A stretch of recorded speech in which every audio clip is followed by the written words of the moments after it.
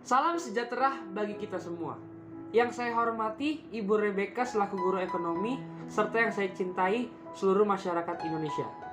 Puji syukur kepada Tuhan Yang Maha Esa, karena berkat rahmatnya kita dapat berkumpul untuk mendengarkan ceramah ekonomi ini. Pada kesempatan kali ini, saya akan menyampaikan ceramah tentang kebijakan moneter dan fiskal, serta peran dan manfaatnya bagi perekonomian di masa pandemi COVID-19 ini.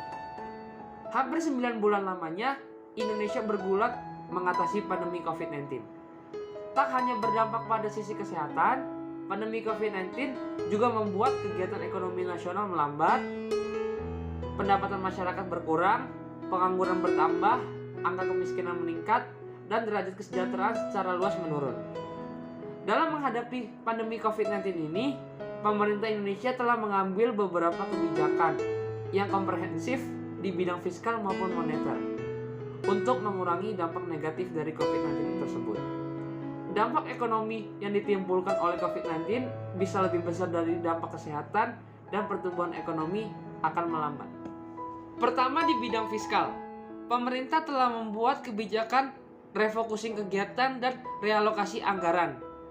Telah dikeluarkan Perintah Presiden Republik Indonesia Joko Widodo nomor 4 tahun 2020 yang menginstruksikan untuk mempercepat kegiatan ini.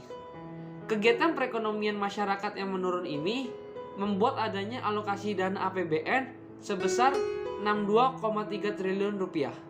Selain itu, penanganan lainnya juga perlu dilakukan untuk memberi manfaat serta mengurangi dampak negatif COVID-19, seperti menyediakan fasilitas berupa obat-obatan, alat-alat kesehatan, terutama bagi tim medis yang menangani pasien COVID-19. Kegiatan intensif dalam dunia usaha dilakukan untuk membantu pelaku usaha, khususnya UMKM dan sektor informal.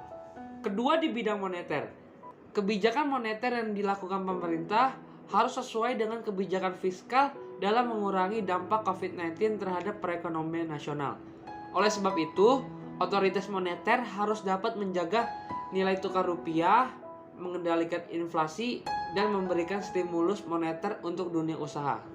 Dengan dilaksanakannya kegiatan ini, diharapkan adanya relaksasi pemberian kredit perbankan dan mengintensifkan penyaluran kredit usaha rakyat.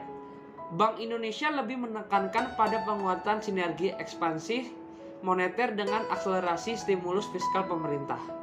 Bank Indonesia juga terus mempercepat digitalisasi sistem pembayaran untuk mempercepat implementasi ekonomi dan keuangan digital sebagai bagian dari upaya pemulihan ekonomi di masa pandemi COVID-19 ini. Kebijakan moneter dan fiskal yang dikeluarkan oleh pemerintah membawa perubahan yang signifikan dalam kegiatan perekonomian di Indonesia dari berbagai sektor. Kebijakan-kebijakan yang diambil pemerintah diharapkan mampu dan semakin baik dalam menangani dampak dari COVID-19 ini. Selain itu, peran masyarakat juga sangat membantu pemerintah dalam upaya menurunkan jumlah angka dari COVID-19. Untuk mengakhiri ceramah saya pada hari ini, saya ingin mengucapkan maaf jika ada kata-kata yang menyinggung para pendengar. Saya harap ceramah hari ini dapat memberikan wawasan bagi negara Indonesia. Akhir kata, saya ingin mengucapkan terima kasih dan tetap jaga kesehatan ya. Semangat!